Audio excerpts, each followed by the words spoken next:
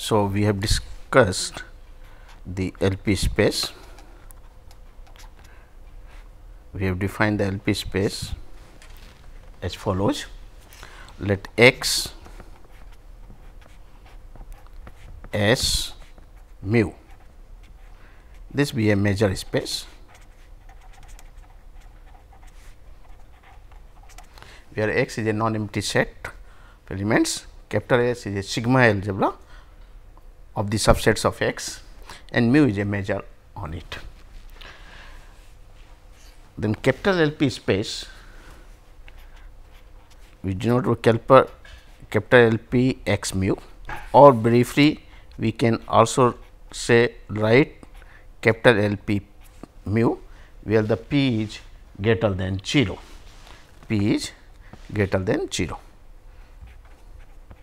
is defined as set of all measurable functions f such that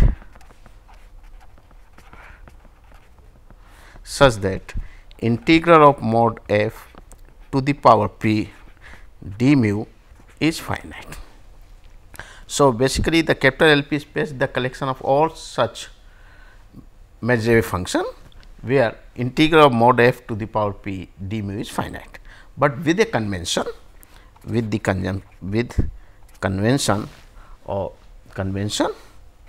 that any two function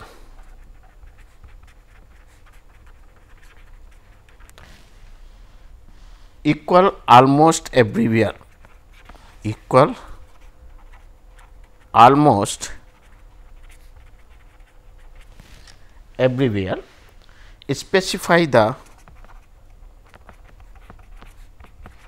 specify the same element of capital LP mu. It means the capital LP is not a collection of the function, it is basically a collection of classes where the any two element of the same class are equal almost everywhere. So, it is just like that if we have a collection of the functions and suppose we introduce the relation on the function f, say f is related to g, if f equal to g almost everywhere, then it will decompose the whole collection into a disjoint classes, and those classes union of those will be the entire space. Clear? So, these classes when we say the function f and g belongs to the same class, it means they are equal almost everywhere, only at the point where they differ has a measure 0. So, that is the concept. So, we can say that is capital LP space is basically the collection of classes of functions. Capital LP space the element is the collection of classes of functions, that is the elements of this LP space are the classes of functions such that in each class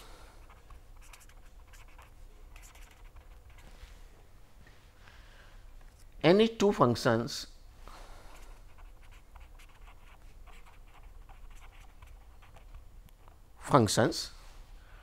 are equal almost everywhere.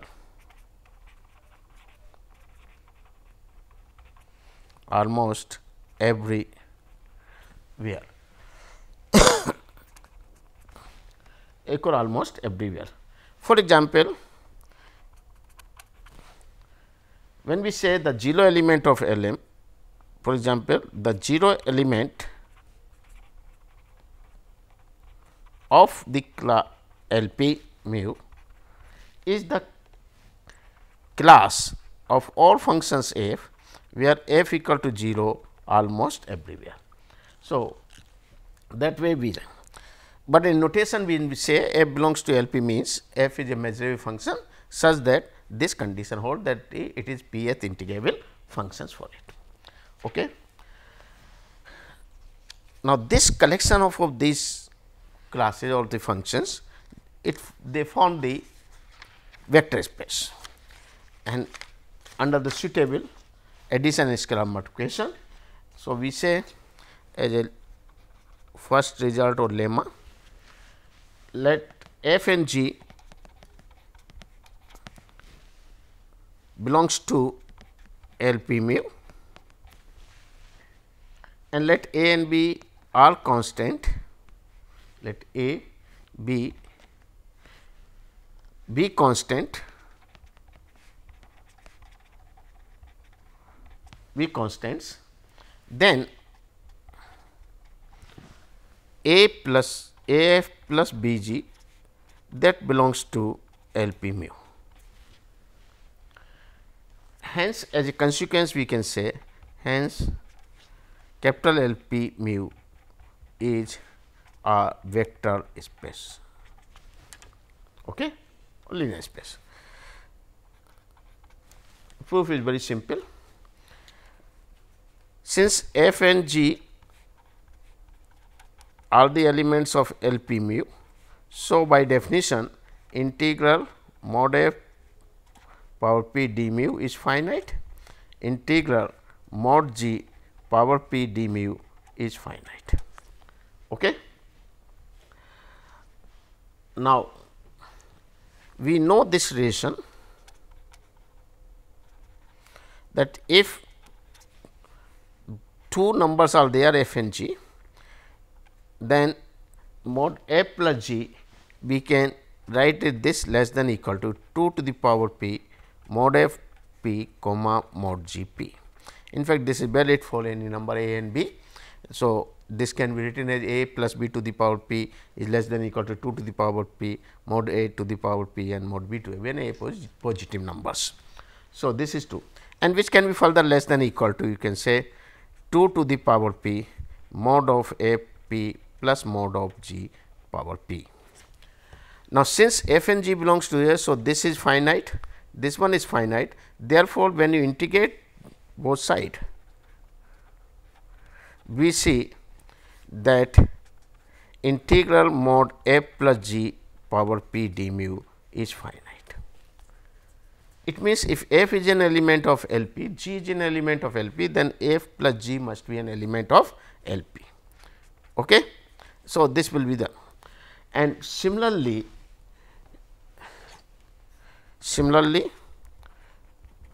we can show that a f plus b g power p, this will be less than equal to what? 2 to the power p, within bracket we can write mod a power p into mod f power p plus mod b power p into mod g power p.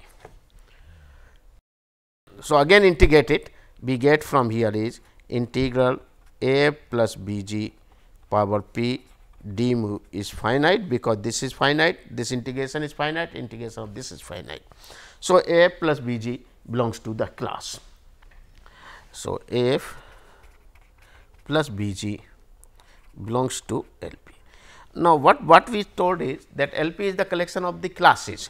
So, let us take capital F is the element of capital L P containing the function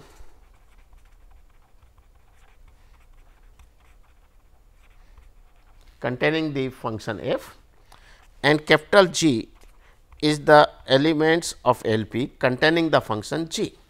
So, all the functions which are equivalent to f will belongs to capital F, all the functions which are equivalent to g almost everywhere belongs to g.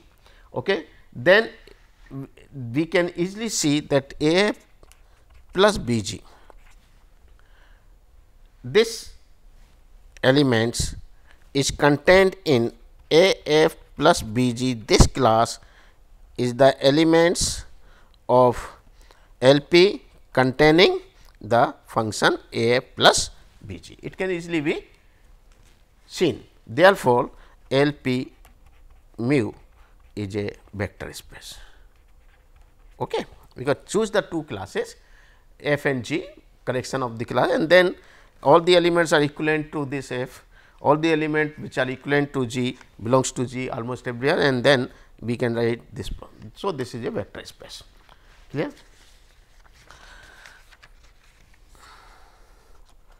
Now, similarly, when P is infinity, when P is infinity, then we introduce the concept of L infinity x or L infinity x mu. We define L infinity x mu as, let x S mu be a major space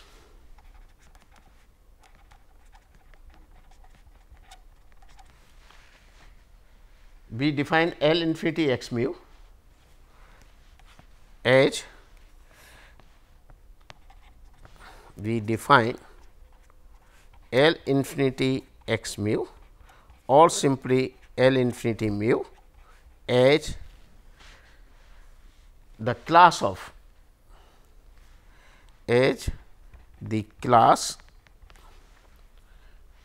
measurable functions,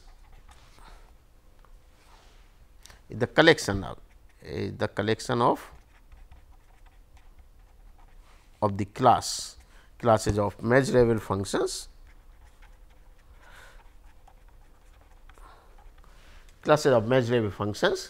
f such that essential supremum of mod f is finite.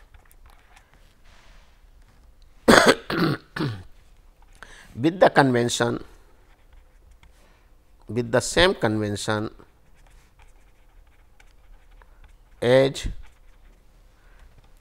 taking in case of capital L P mu, that is the any two elements which are equal almost to everywhere belongs to the same class.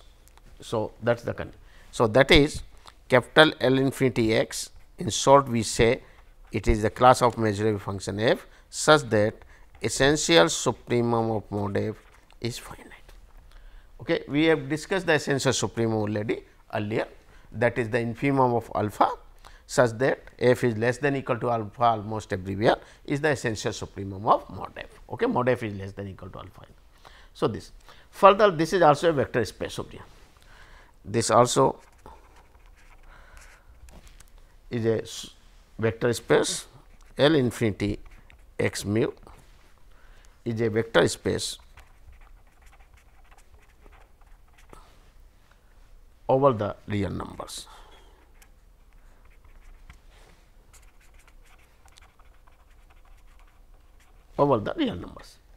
Because the reason is we know the essential supremum of mod A plus B g. This will be less than equal to mod A, essential supremum of mod f plus mod B, essential supremum of mod g. Is it not? Now, f belongs to the class L infinity. So, essential supremum mod f is finite. G belongs to the class L infinity. So, essential supremum of mod g is finite. Therefore, the right hand side is finite. So, left hand side is finite, hence this will be a. So, this proves the L infinity is a vector. So, this implies A plus B g belongs to L infinity x mu, hence vector space. Okay. The same way which we did. Now, there is some relation for that is a unequal relation. In case of these sequence spaces, say small LP space, that is the set of all sequences A n such that sigma mod n power p is finite. Okay. Mod n to the power p is finite. Now, this when p is of course, greater than 0 or greater than 1, we can also. Now, in this case, if P is less than Q, then it implies that LP is contained in LQ, because once this series is finite means the nth term will go to 0. So, nth term will be less than 1. Therefore, when we raise the power, the quantity opposite, and we get LP is less contained in LQ. But in case of the LP space, the inequality reverses. If P is less than Q, it implies that L of Q mod mu is contained in L of P mod L of P mu. So, here the inequality reverses. So, we have an example to show. In fact, the result is like this. If the measure of a whole space is finite, x is finite, and 0 less than P less than Q less than equal to infinity, then L infinity then L infinity then LP so here is LQ, then LQ mu is subset of LP mu, and in fact, this will be the subset of, finally, if we go L infinity will be the subset of everyone. Okay. So, solution is simple again. For Q to be finite, for Q suppose finite, and let f belongs to LQ mu, that is integral mod f power q d mu is finite. Okay, this given. Now, we wanted this f is in LP mu. So, integral mod f to the power p d mu must be finite. So, if we take the mod f to the power p, now we know this is less than equal to maximum of 1 n mod f to the power p, depending on this. If mod f is less than 1, the maximum value will come out to be 1. When mod f is greater than 1, the maximum value will be mod f to the power p. So, basically this is less than always 1 plus mod f power p. Okay. Now, if p is less than q, okay, and then mod f is greater than 1, then we can say mod f to the power p is less than mod f to the power q. But if p is mod f is less than 1, then it is less than equal to 1. So, we can say this is total is always be less than 1 plus mod f power q, whatever the mod f may be, is it not? Because the things are like this. If the mod f is less than 1, okay, then what we get is the mod f to the power p, clear, and mod f to the power q. If p is less than q, then this order greater, is it not? Mod f is greater than, p is less than, because this is less than, inequality reverses. But if mod f is greater than 1 and p is less than q, then mod f power p is less than mod f power q. Okay. So, that way, but when mod f is less than 1, this will always be less than 1. So, that is why it is always be less than 1. So, when p is less than q, this entire maximum value will always be less than 1 plus mod f to the power q. Okay. So, we get from now f belongs to LQ mu. So, integral of this is finite, okay, and this mod f is a, so integral of this finite. Therefore, when you integrate it, we get mod f to the power p d mu is finite. It implies f belongs to LP mu.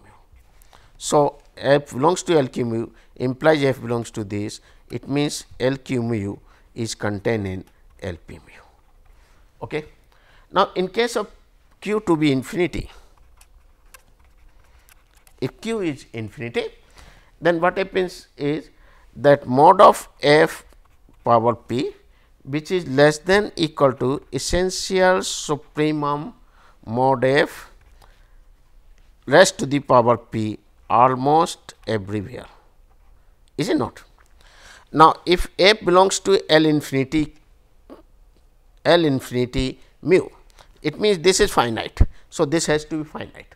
So, this implies L infinity mu is contained in L p mu and like this.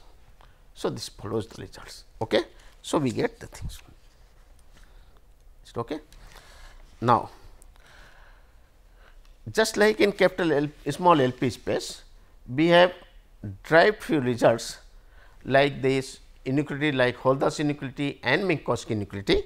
The similar type of inequalities holds here, and we also call them as a Holder's and Minkowski, because they are derived by Holder's and Minkowski.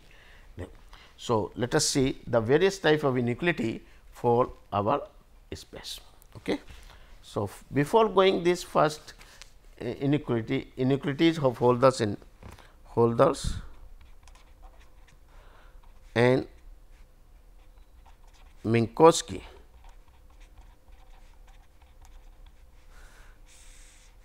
inequalities, we require some auxiliary relation. So, auxiliary relation or auxiliary equation, you can say, let A is greater than 0, B is greater than 0, 1 by P plus 1 by Q is 1, where P is greater than 1 and Q is greater than 1.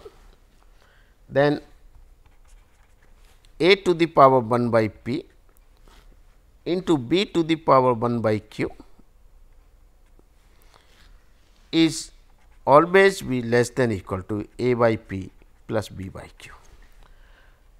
With equality,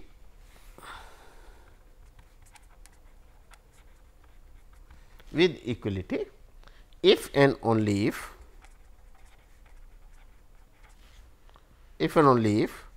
A is equal to B. Okay. So, proof of this relation is what we say is A and B are non-negative numbers greater than 0.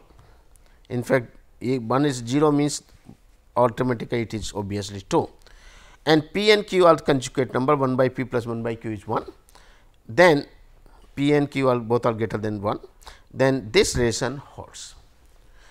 Now, in order to prove this relation, we make use of the convex function. We know e to the power x is a convex function. Convex function we mean a function is said to be convex when f of lambda x plus mu y is lambda of f x plus mu y. We say a function, that is a function psi, okay, is said to be convex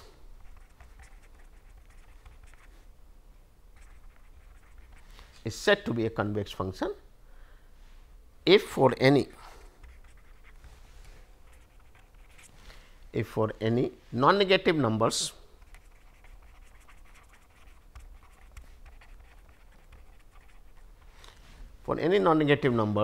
lambda and mu such that lambda plus mu is 1 and x y such that a is less than x, less than y, less than b, then we have psi of lambda x plus mu y is less than equal to lambda times psi x plus mu times of psi y. Okay, mu times of psi y. And if there is a strictly less, then we say it is function is a strictly function.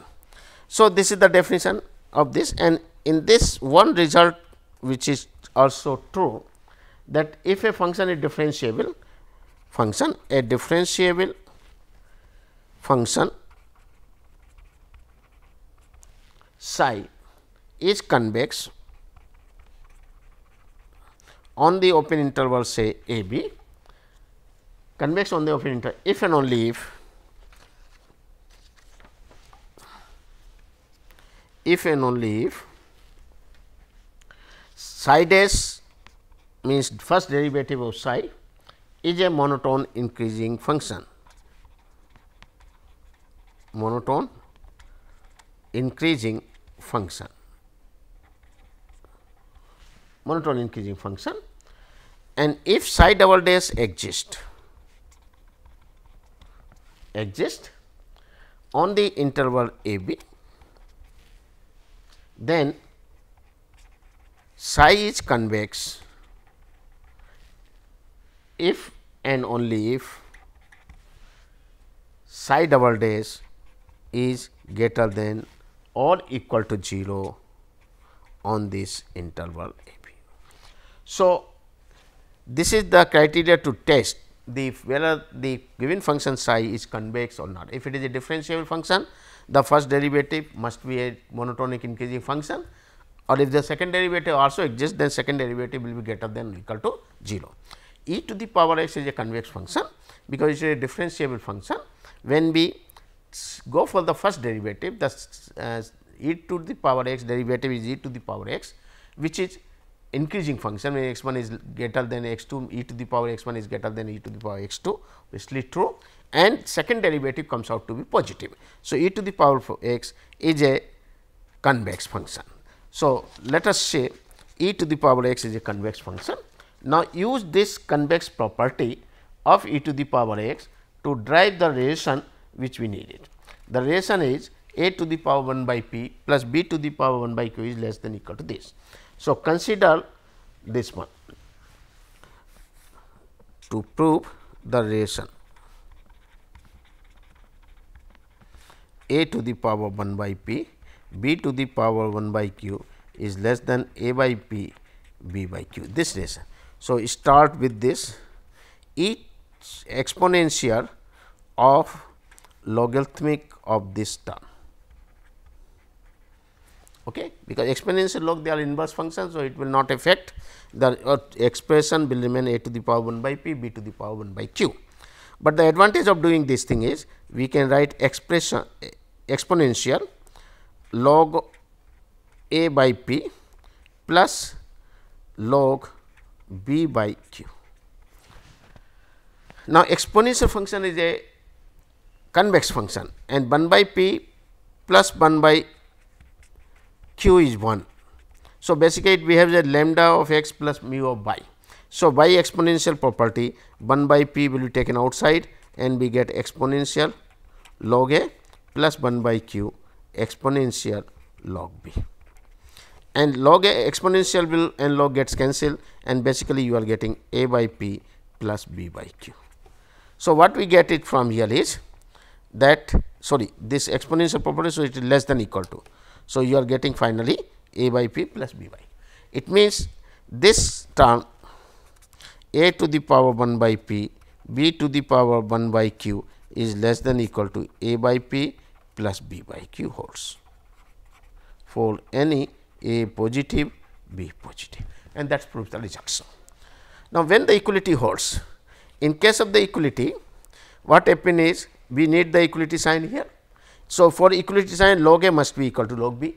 So, once they are equal, then only 1 by p plus 1 by q becomes, where log a can be outside and be 1 by p plus 1 by q is 1.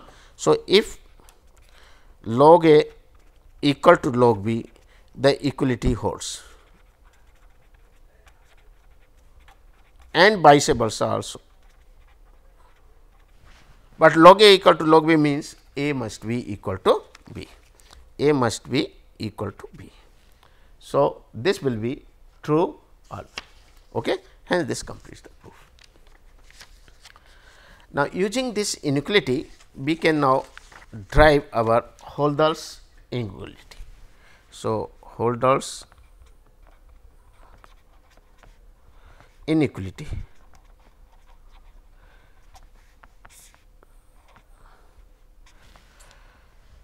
Let 1 is P less than, let P is greater than 1, Q is also greater than 1, and 1 by P plus 1 by Q is 1, and let F belongs to L P mu, G belongs to L Q mu, then the Holder's inequality theorem says that F G must be a point of L 1 mu, and not only this, it will satisfy this condition that integral mod F G d mu is less than equal to integral mod F to the power p d mu power 1 by p into integral mod G power q d mu power 1 by q. This inequality known as the Holder's inequality. And when p equal to 2,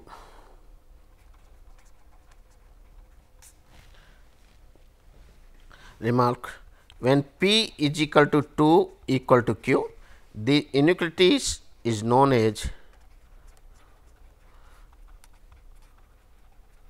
Cauchy-Schwarz inequality. Okay, Cauchy-Schwarz inequality. Now, let us see the proof of this. So, F is a point in L P, G is a point in L Q, and then product will be in L 1. This we wanted to show, and second one is this inequality. So, in fact, if I prove this inequality, then this is automatically followed, because if F is in L P, it means this integral is finite. When G is in L Q, means this integral is finite. So, the right hand side is finite, therefore, this integral must be finite. So, F G must be a point of L 1 mu. So, it is obviously true. So, only we wanted to show establish this inequality when F and G are the point in L P and L Q. Now, if our F is such that norm of F P is 0, where what is the norm P? In fact, this I will define later on, but right now means integral mod F power P d mu raised to the power 1 by P. This we are denoting by norm F suffix P, or L P also somebody or we can also write this is norm F L P in order to differentiate with small L P, okay, because this is our L P space. Okay. So, if suppose this is 0, it means from here F must be 0 almost everywhere, because this integral is 0. When this integral is 0 means F must be 0 almost everywhere. So, when F is 0 almost everywhere, then F G equal to 0 almost everywhere. So, from here this is integral is 0 and this is already 0 0. So, equality holds. So, equation is so Holder's inequality holds. Okay. So, nothing to it. So, let us assume let F is such that norm of F suffix P is positive, norm of G suffix Q is positive, where G means norm of G Q means integral mod G to the power Q d mu power 1 by Q. Okay. This is. So, suppose they are. So, when they are non-negative, we can divide it. Greater than 0 means we can put it in the denominator. So, let us choose the A and B in such. So, choose A to be mod F power P over norm of F P suffix power P, this power P. Okay. And B let us take to mod G to the power Q over norm of G Q power Q. Now, both are positive and well defined because this is non-zero, this is non-zero. Okay. Now, use this inequality a to the power 1 by p, b to the power 1 by q is less than equal to a by p plus b by q. Use this inequality.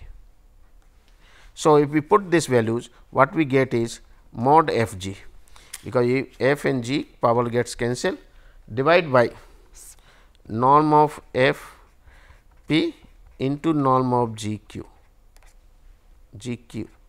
sorry, this is g q, norm of g q is less than equal to a by p. So, mod f power p over norm f p power p and then 1 by p plus 1 by q mod g power q over norm g q power q. Clear? Now, take the integration. So, if you take the integration both side, what do you get from here is this integral mod f g d mu, and this is constant basically. So, you can take outside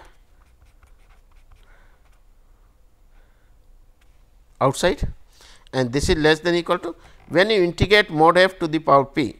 So, this is nothing but the norm f to the power p. So, it will be 1 by p and this will remain because it is integral mod f p d mu, is it not, and then this will be, when we open this integral, it is also the same as this.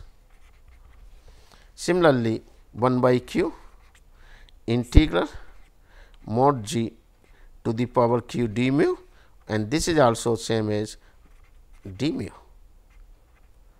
Okay. So, basically they are cancelled and we get 1 by p plus 1 by q is 1. Therefore, multiply this and we get the answer.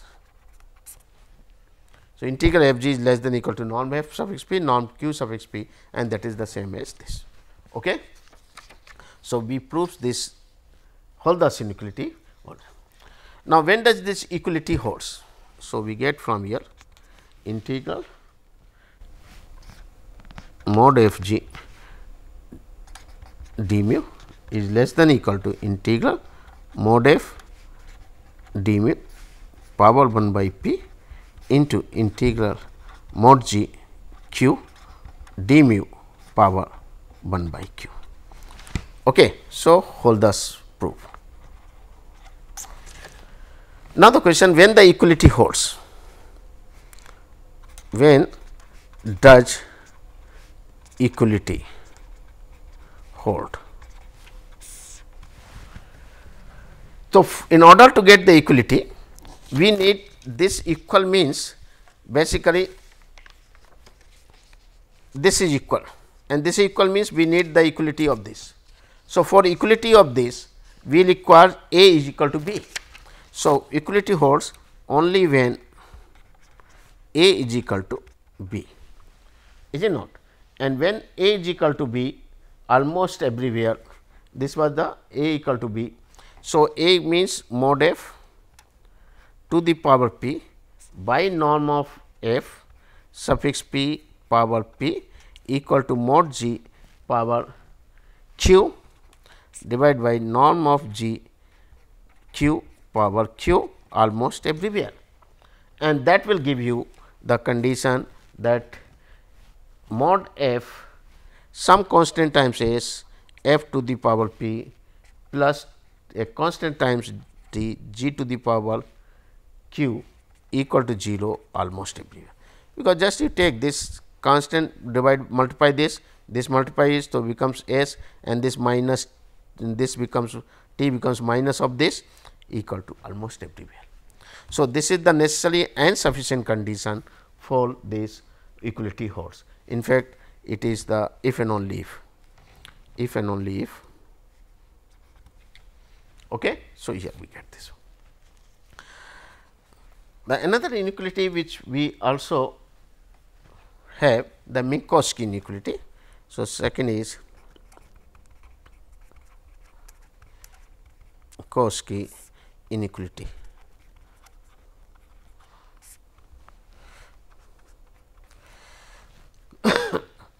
let P is greater than or equal to 1 and let F and G belongs to capital L P mu, then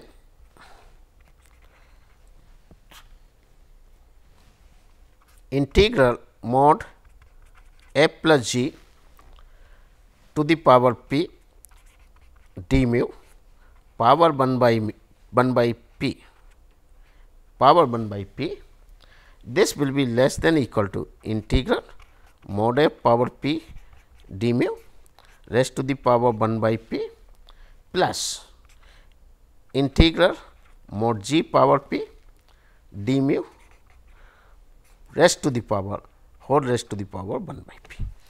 So, this result is true for P greater than equal to 1. In fact, for P equal to 1 the result is obvious. For P equal to 1 the result is obvious. So, only we will prove for P equal greater than 1. Okay. Now, this result is parallel to our results in case of the small L P space, but small L P and capital L P, because L P is the sequences and capital L P is the collection of measurable functions. So, both are having a different nature of this, but the corresponding inequality is almost same. Okay. Here we use the integration, then that is all. So, let us see the proof for it, proof of this Minkowski inequality. So, suppose start let norm of f suffix p be denoted by this integral f p d mu power 1 by p. Let us start with this. Okay.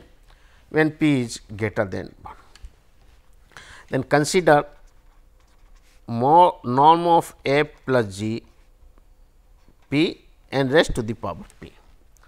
Consider this. So, basically this is equal to integral mod f plus g power p d mu. Okay. Now, this can be break up into two parts, integral mod f into mod f plus g power p minus 1 d mu plus integral less than equal to plus integral mod g mod f plus g power p minus 1 d mu. Okay. Because this can be written f plus g into mod of f plus g into mod of f plus g power p minus 1 and then apply the triangular inequality, we get less than equal to mod f plus mod g and break up like this. Now, f is in L P space, g is in L P space. So, f plus g is in L P space because it is a linear space, it is a linear space. Okay. But what about the f plus g power mod of this power p minus 1? We claim that this is in L Q space, because if we find the integral of this f plus g power p minus 1 and raised to the power q d mu, then what we get it integral mod f plus g power p d mu, because 1 by p plus 1 by q is 1. So, from here we can say p minus 1, that is p minus 1 into q is p minus 1 into q is p. You can just transfer here is 1 by p. So, p minus 1 by p is 1 by q, q multiplied. So, this it means this entire thing can be replaced by p. Now, f and g both are in a, f plus g is in L P. So, this is finite. Therefore, this integral whose qth power is integrable and finite. So, it belongs to L Q. So, this element belongs to this. Now, from here inequality, this is the first element which is in L P, this is in L Q. So, by the Holder's inequality we can apply. Okay. So, let this is A.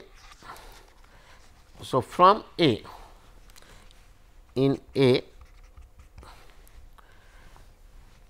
the integral mod f plus g power p minus 1 d mu.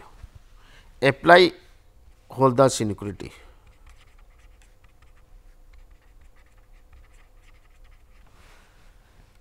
Okay. This is in LP, this is in LQ. So, we can apply the Holder's inequality, and by this Holder's inequality you are getting this is norm of F p, okay, and then this will be equal to norm of f plus g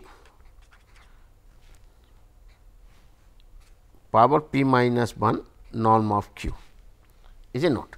Similarly, for the second part, similarly for second integral, second part is the mod g mod f plus g p minus 1 d mu, this is less than equal to norm of g p into norm of f plus g power p minus 1 q. Therefore, A gives this thing, norm of f plus g power p is less than equal to norm f p plus norm g p, and within bracket and inside we get outside norm f plus g power p minus 1 into norm divided by norm q, that is all, p minus into norm q, is it okay. Now, this will be equal to, when we take this one as a power p. So, here you are writing this p minus 1 q is p. Now, what you are writing here? This part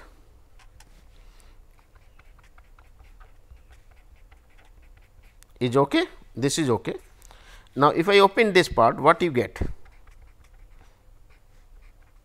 P minus 1 q and rest d mu and rest to the power 1 by q, is it not? Rest to the power 1 by q. Now, this is equal to